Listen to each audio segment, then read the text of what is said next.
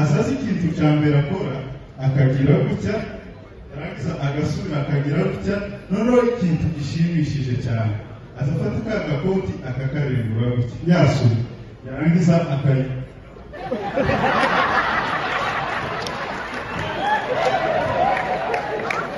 noneho iyo arangije kwigira nicyagiye gusa kugira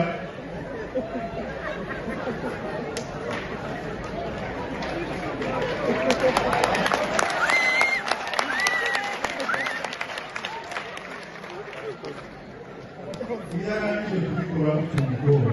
nicyagiye gusa wagera mu cyumba cy'umukobwa akirangiza koga gusa, wagira ngo tukabona karagira gutya ukagira none ari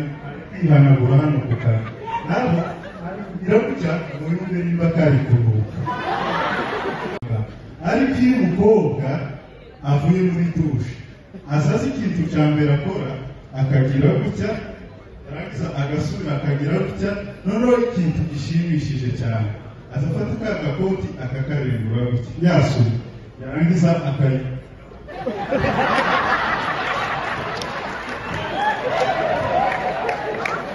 noneho iyo arangije kwigira nicyagiye gusa kugira